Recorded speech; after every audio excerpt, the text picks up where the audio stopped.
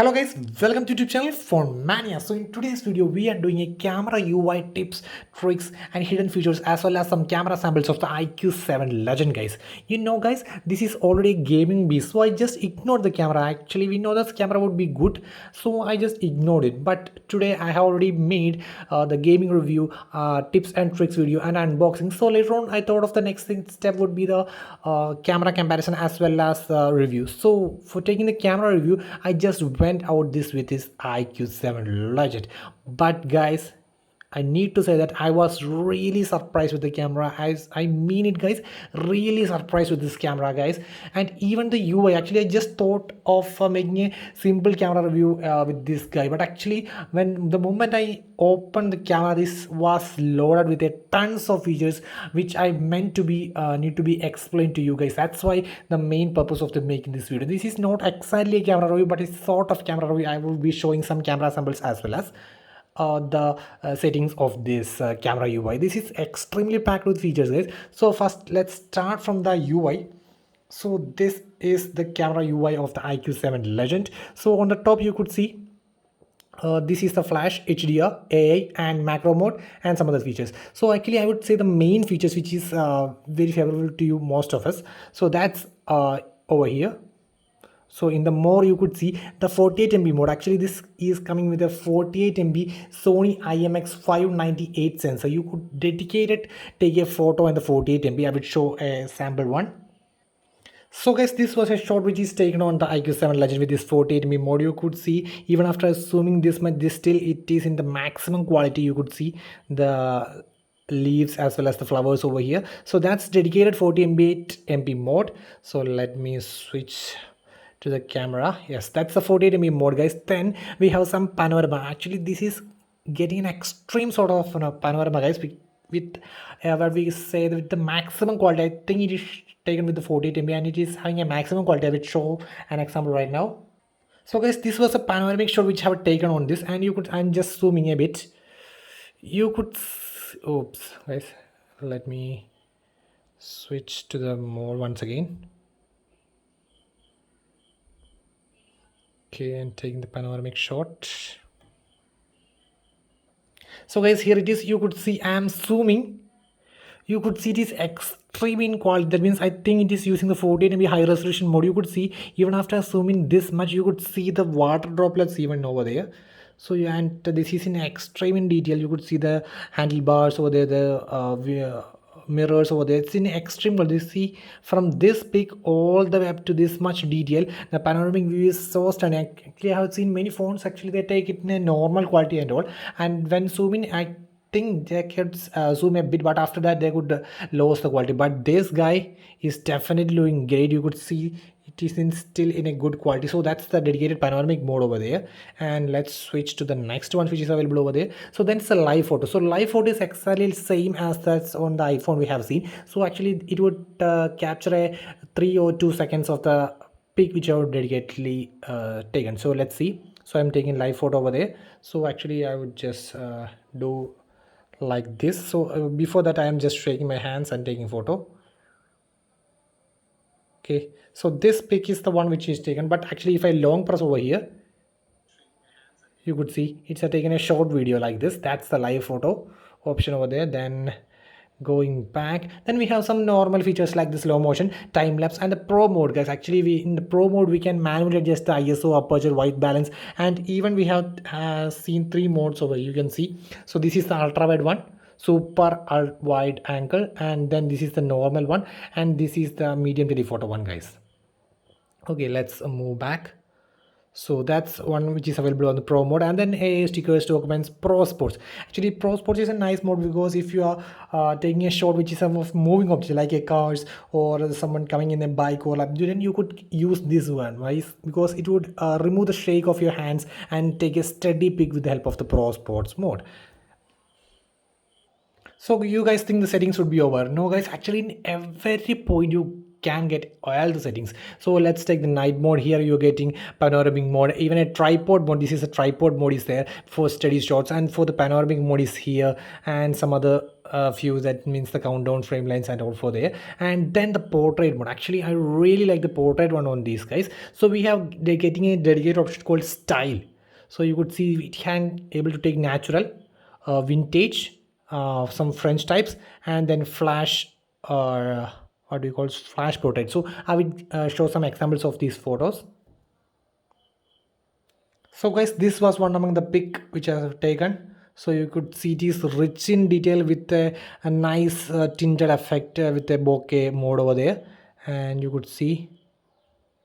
And even we can manually adjust the aperture levels over here. You could see that I can manually adjust on clicking, so you can see over there. So you can see a logo, that means under the time bokeh. So you can, by pressing, you could manually adjust the aperture levels. So you could see the aperture levels. You could range it from 0.95 all the way up to f16 to f0.95. So that's a great option over there. Then later on, two more portraits. Actually this one was also nice. You could see it was also rich detail with a nice set of color options over there. You could see that one, and over here another option, and then another one. This is also a live photo. I will just press and hold over here. You could see. Then guys, I have taken a front camera video, that means a 16 MP f2.2 aperture, and it was really nice. Actually it come out to be really nice one. And the main thing, actually I have been using the Mi11X, and actually the video stabilization with the front and rear was okay but not perfect. But this guy, the extreme video stabilization is available. Even in the video of the rear camera, we are getting a dedicated option over there. You could see a dedicated hand stabilization mode, with in which we are getting an ultra stable mode. Also we get good normal stabilization, that means the standard stabilization, as well as an ultra stabilization for the maximum. You could see the difference even over here itself. For the maximum smoothness, that means no shake, nothing would be over here. And I would suggest going with the movies mode. Actually you could see the movies mode over here. Then we could see that may cinematic effect over here. Actually I would show a video which I have taken in the cinematic mode. So this was taken with the movie mode. I am just playing right now. So you could see the frame and the border on the over there.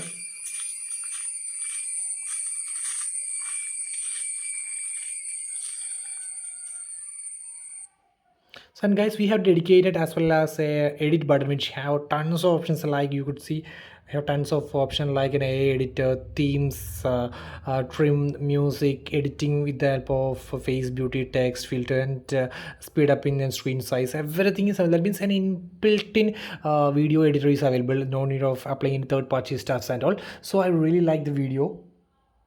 So I'm just turning off the ultra stable mode.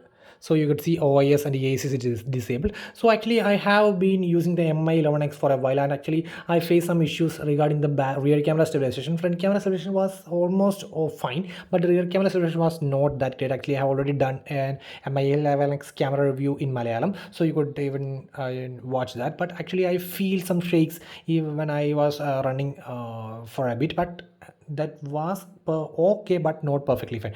But this guy having an OIS, proper OIS camera, because the Mi11X doesn't have a proper OIS, they just use EIS, electrical image stabilization. But this guy is the same camera which is adapted from the Vivo X60, that means the 48 MP Sony IMX 598 sensor. So this have the same OIS, and the aperture would be f1.8.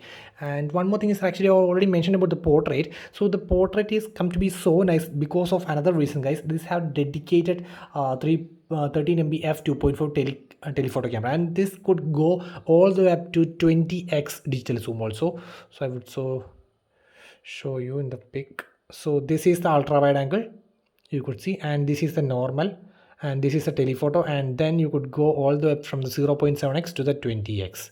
So this you would see from all the way up to 0.6x to the, that means the maximum ultra wide, to the 20x mode. So that's a really nice one. And here also we are getting so much filters with the filter effects are there, and you could see almost the light effects are over there. So, and some dedicated beauty modes in videos, photos, and everything is available. That means the light effects, that means the scene improvement effects, that natural light, studio lighting, in the portrait mode. So actually the portrait mode works really fine. I will show an example of the portrait mode.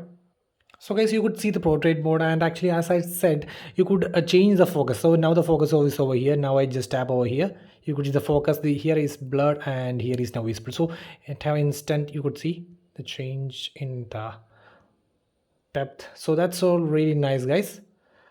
Oh, so I really like this one too. And when coming to the macro, I really like the macro on the MI11X more than this guy, because it is using the same ultrawide as that of the macro, but the MI11X have a dedicated tele macro sensor, so that's why it is more improved. But still, I would say it's more than enough. It means a near perfect macro camera.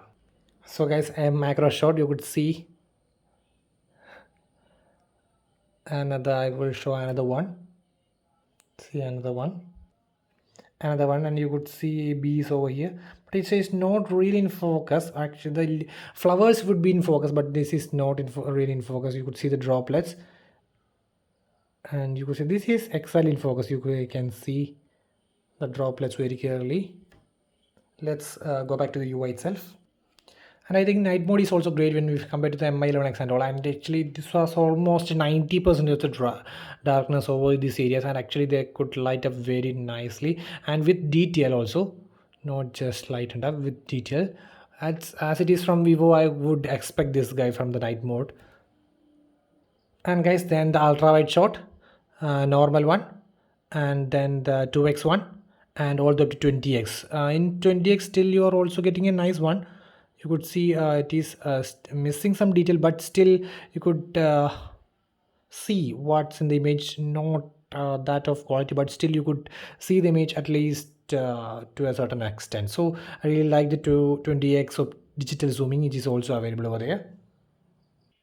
Then guys, we have dedicated AI icon over there. That means it would be the automatic scene detection will be enabled. If you are looking at, that means taking a picture of flowers, human, then it would be detected like that, and it would improve the colors, the color vibrancy, accuracy. If the flowers would be, if you are taking rose, then it would be dark red and all, and it would depends upon what you take. And if we have the HDR option also available, and this is the dedicated macro option. So apart from that, all you may be familiar over there. And in settings, we have some motion autofocus option, which is capable of eye autofocus. That means if you take some normal pic with a rear camera, then we can do eye autofocus. Then the body autofocus, then object, if you are taking some sample of that means a picture of an object, then it would track like that one. So that's the motion autofocus option over there. And apart from that, it was all method mirrored selfie. That means you could switch the selfie to the mirror type and all, and if you not let, then turn it off and all. Then apart from that, you could get portrait framing also. Then the watermark as usual, model watermark, that means Iqoo7 Legend, also time and custom watermark is available. So that's all regarding the camera UI tips and the settings walk around of the Iqoo7 Legend. So let's see in the camera review, guys. Thank you.